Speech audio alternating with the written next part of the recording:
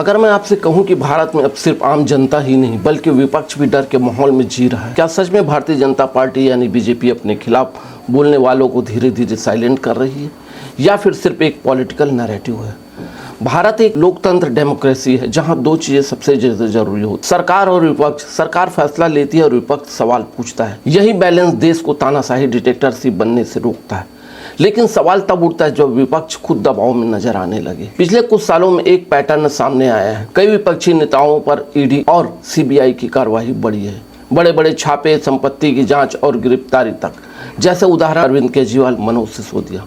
विपक्ष का कहना है कि ये सब हमें दबाने के लिए किया जा रहा है। यहाँ बीजेपी का कहना है कि जो गलत करेगा उसके खिलाफ कानून कार्रवाई करेगा। अब यहाँ से कहानी इंटरेस्टिंग होती है। यहाँ पर तीन चीजें हो सकती है: पॉलिटिकल प्रेशर, नैरेटिव कंट्रोल और इलेक्शन स्ट्रेटजी। पॉलिटिकल प्रेशर की अगर बात करें, बड़े विपक्षी नेताओं पर केस चलते हैं तो उनका फोकस पॉलिटिक्स से हटकर कोर्ट चला जाता है। इससे विपक्ष कमजोर दिख सकता है। नैरेटिव कंट्रोल की अगर बात करें तो अगर जनता के सामने ये इमेज बनाई जाए कि सिर्फ विपक्षी भ्रष्ट है, करप्ट है, तो जनता को भरोसा सरकार पर बढ़ सकता है। इलेक्शन स्ट्रेटजी की अगर बात करें तो चुनाव से पहले विपक्ष को अस्थिर, अनस्टेबल करना ताकि चुनाव में एडवांटेज मिले। लेकिन दूसरा एंगल भी है। ये भी हो सकता है कि सच में भ्रष्टाचार के खिलाफ कार्रवाई हो रही हो और जो भी गलत है, चाहे वो किसी भी पार्टी का हो, उस पर एक्शन लिया जा रहा हो। अगर विपक्ष सही है तो लोकतंत्र डेमोक्रेसी कमजोर होगा, डर का माहौल बनेगा, लोग खुलकर बोलने से डरेंगे। अगर सरकार सही है तो भ्रष्टाचार, करप्शन कम होगा, सिस्टम साफ होगा। लेकिन सबसे बड़ा सवाल यही है, सच्चाई क्या है? कई एक्सपर्ट मानते हैं कि सच्चाई दोनों के बीच हो सकती है।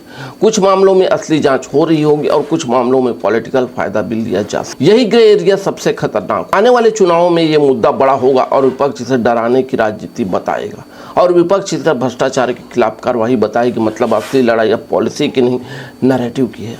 आपको क्या लगता है, क्या बीजेपी सच में विपक्ष को डरा रही है या सिर्फ कानून अपना काम कर रही है? कमेंट्स में अपनी राय जरूर लिखिएगा।